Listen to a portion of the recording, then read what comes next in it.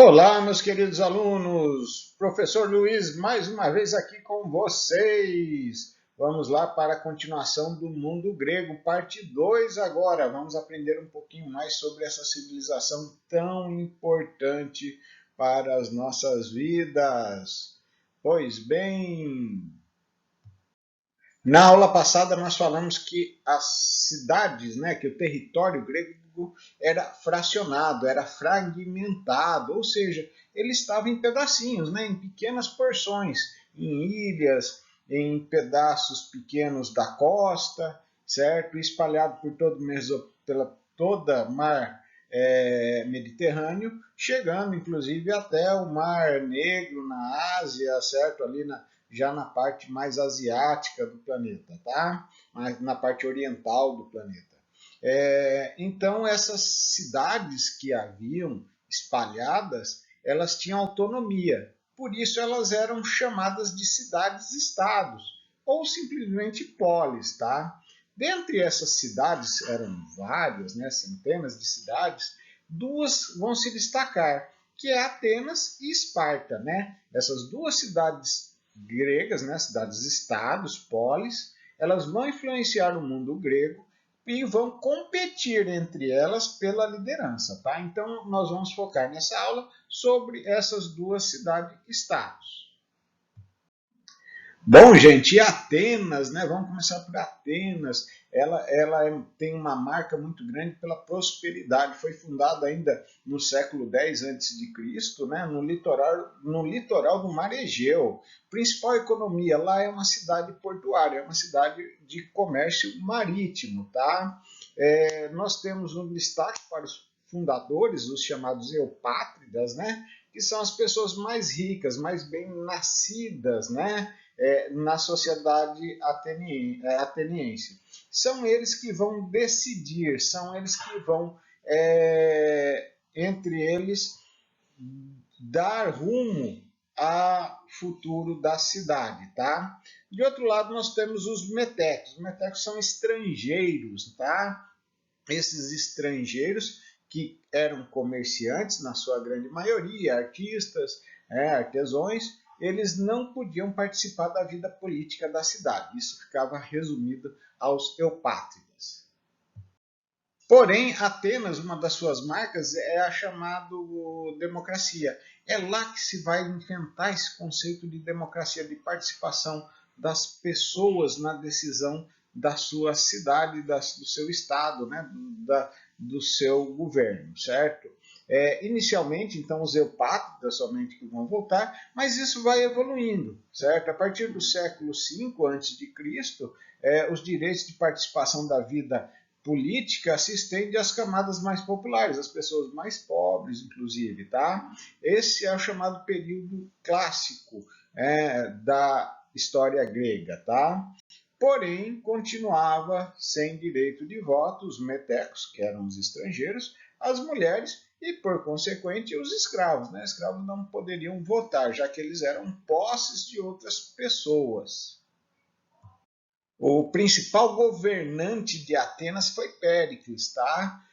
Iniciou seu governo aí por volta de 461 a.C., ficando no poder uns 30 anos, e, entre outras coisas, ampliou esse sistema democrático, tá? Ele é o grande responsável por essa ampliação. E o período que ele ficou no poder é um período de grande prosperidade para o mundo grego, ficando conhecido como o século de ouro ou século de Péricles, tá? Então, importante que é esse governador para a história da Grécia.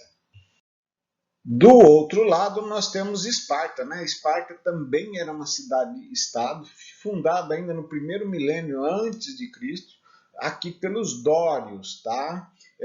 Nos espartanos, eles valorizavam bastante a vida militar. Aos 7 anos, a criança já era retirada da família e ia para o Estado, onde eles iam aprender técnicas militares e ia se preparar para a guerra, literalmente. Importante, as meninas também faziam exercício físico, tá?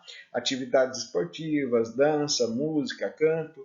Principal finalidade das meninas era se preparar para o casamento, tá? Para ter filhos espartanos fortes, sadios. Essa era a finalidade, então, todos esses exercícios físicos. E aqui nós temos as chamadas guerras grego-pérsicas, né? O principal inimigo dos gregos vão ser os persas, tá? Eles vão disputar principalmente o controle das colônias lá da Ásia Menor. Essa Ásia Menor seria o Oriente, tá? Existem na Grécia, a Grécia está num lugar ali que está entre o Oriente e o Ocidente, mais ou menos na divisa. Parte dela é oriental, parte dela é ocidental, podemos dizer assim, tá? E a parte mais oriental, mais próxima ao Império Persa, vai ser disputada pelos persas.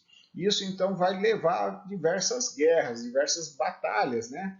E essa guerra que vai durar de 499 a.C. a 448 a.C. vai ter a vitória dos gregos, tá? Mas o principal expoente são os atenienses, tá? Tanto Atenas quanto Esparta vão liderar o mundo grego nessa guerra contra os persas. Destaque principal para Atenas, a principal batalha, a Batalha de Maratona, certo? Onde os atenienses vencem o exército persa em 490 a.C. Esse nome de Maratonas vem pela lenda que um soldado ateniense foi correndo avisar, né, o governo ateniense, né, que os persas estavam invadindo, e ele teria corrido 42 quilômetros e caído morto. Então, 42 quilômetros, a maratona, é em homenagem a essa batalha, tá, gente? Quando a gente vê maratona de São Silvestre, essas maratonas que são feitas pelo mundo, é uma homenagem a esse fato, tá? 10 anos depois, Esparta que vai defender a Grécia da invasão persa, certo? Na chamada Batalha de Termópilas, certo? Que mesmo com a derrota dos espartanos, mas foi uma batalha muito heróica, a história dos 300, né? Os 300 de Esparta, tá? Que vão resistir. Em tese, essa resistência dos espartanos vai segurar o exército persa para que os gregos se juntem, se unam, né? E batalhem então contra os persas. Um detalhe aqui, uma coisinha que o professor fez, tá? Teve uma atividade, a atividade do Xerxes, eu fiz propositalmente aquela atividade, né, que vocês pintaram. Para os hebreus, o Xerxes, ele aparece como uma pessoa muito benevolente, uma pessoa boa. Por quê? Porque ele libertou os hebreus, né, libertou o povo judaico da escravidão, do cativeiro da Babilônia, tá? Por outro lado, para os gregos, esse mesmo personagem, né, o Xerxes, ele é visto como um grande demônio, como se fosse o coisa ruim, literalmente, tá? Se você pegar um dia e assistir o filme 300, né, que é obviamente uma ficção, a representação do Xerxes, né, desse mesmo Xerxes, no filme, ela chega a ser demoníaca, né, de tão feio que é o artista, a personagem do Xerxes, tá? Então isso daí quer dizer o quê? Que conforme as pessoas veem um lado ou o outro, podem ter opiniões diferentes sobre as mesmas personagens históricas, tá? Então, você vê, o mesmo Xerxes, ele é diferente de um para o outro. Pois bem, gente, durante as batalhas grego-pérsicas, né, os atenienses eles vão se destacando, eles vão formar uma liga em 480 a.C., né, chamada Liga de Delos ou Confederação de Delos, é a mesma coisa, tá? E nessa Liga de Delos eles têm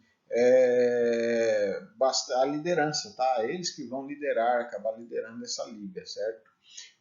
Após então a derrota final dos persas, desculpa, para os gregos em 448 a.C., né, os atenienses então vão assumir essa hegemonia do mundo grego, né, eles que vão ser os grandes líderes do mundo grego. Atenas passa então a exigir tributos das demais cidades-estados, e isso vai gerar um descontentamento entre outras cidades-estados. A principal cidade-estado que vai ficar descontente, então, com Atenas, né, com a liderança dos atenienses, é Esparta. Né? Esparta não concordava com esse pagamento, então, dos tributos. Tá?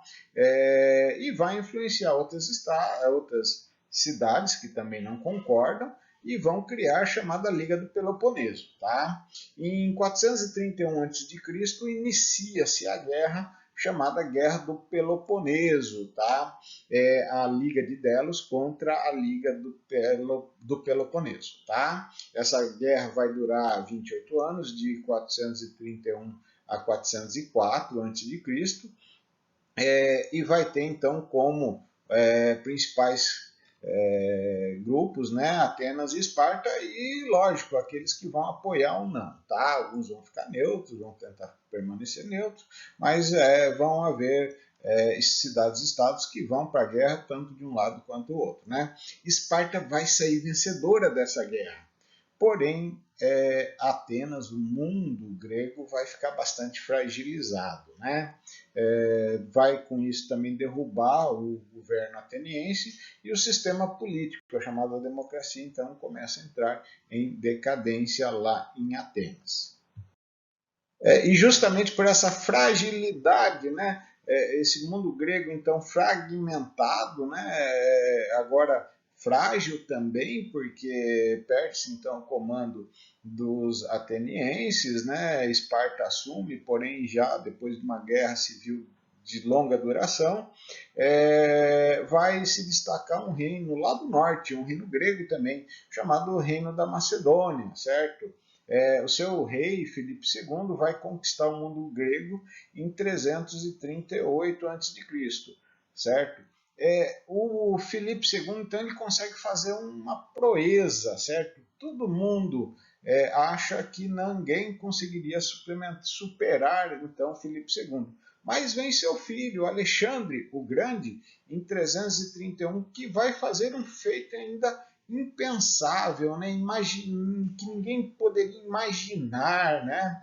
Em 331 ele vai conquistar o Império Persa e vai juntar então esse grande território dos gregos, tá? Que vai representar ali todo o Oriente, todo o Ocidente, e vai anexar o Império Persa, que está mais o Oriente, certo? Chegando às terras, então, além da Grécia, do Egito até a Índia. É o maior império no mundo até então visto pelo ser humano. Então, gente, né, esse império grego, né, como nós conhecemos, né, esse império gigantesco do Alexandre o Grande, da Macedônia, certo? Ele vai dar origem ao nome helenismo. Né? Na verdade, os gregos se conheciam por povos helênicos. Né? Quem dá a nomenclatura de grego são os romanos. Tá? Então, eles são chamados, eles se consideram helênicos, a cultura helênica. Tá? E esses gregos, então, eles vão espalhar toda a sua cultura, tanto do Oriente para o Ocidente, tá? E do Ocidente para o Oriente. Eles vão fazer um intercâmbio cultural entre diversas culturas. Cultura grega, persa, egípcia, mesopotâmica, certo? Hindu. Então vai pegar toda essa salada, né? E vai juntar tudo, certo? Vai pegar o que tem de melhor em cada cultura. Esse é o chamado helenismo, certo? Gente, é o helenismo que vai dar condições para o mundo chegar ao que é hoje. Por um exemplo, né? A religião cristã, ela só deslanchou no mundo, né? Ela só conseguiu atingir o que é hoje graças à linguagem grega, né? Ao helenismo. Né? Tanto é que está lá, na Palestina, né? Onde ela surgiu, né? Ali na região de Israel, certo?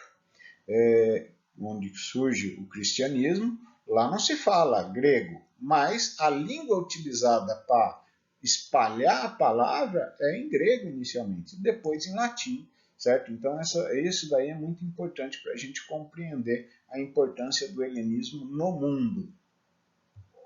Pois bem, meus queridos alunos, chegamos ao fim de mais uma videoaula, né? Vamos então passar aí para o nosso estudo dirigido. Vocês vão assistir essa videoaula com atenção. Vou juntar mais alguns videozinhos sobre a matéria, tá?